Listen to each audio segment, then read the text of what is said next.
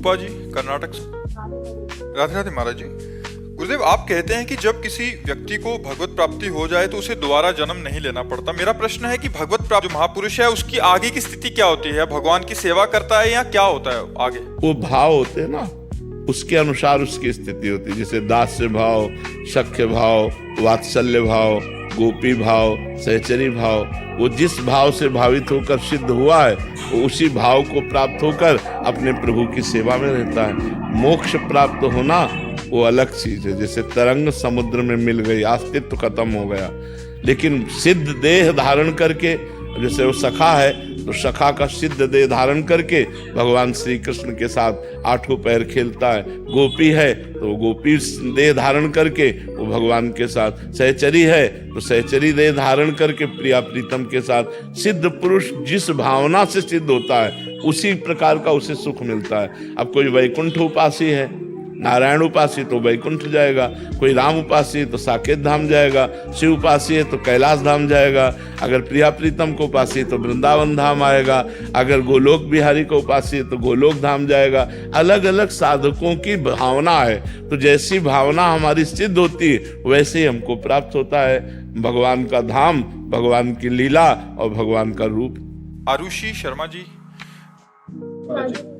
महर्षि, संसार में ऐसा बोला जाता है कि संत या बाबा बनना तो बहुत आसान है, असली जीवन तो जिम्मेदारी और ग्रस्त जीवन हम में कह रहे हैं है। संत और बाबा बनना बहुत कठिन है। बड़ी लंबी सांस लेके बोल रहे हैं।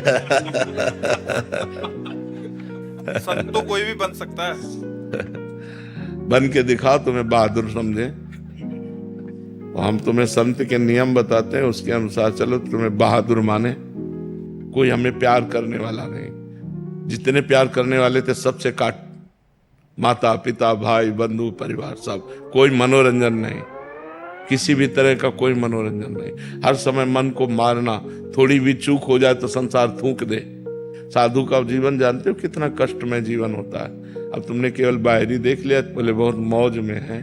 8-8 दिन भोजन नहीं मिला, 8-8 दिन भोजन नहीं मिला, बड़े कष्ट, लोग गालियां देते, बड़े कष्ट में जीवन व्यतीत होता है। ऐसे थोड़ा रह के देखो कि हम अगर गृहस्थ जीवन में रहते हैं तो जिम्मेदारियां भी होती है। तो तुम्हारे को तो 2-4 की जिम्मेदारी होगी, हमें तो हजारों की जिम्मेदारी है। बाबा जी का मतलब क्या समझते? तुम्हारे 2-4 घर परिवार के लोग होंगे, हमारे हजारों हैं।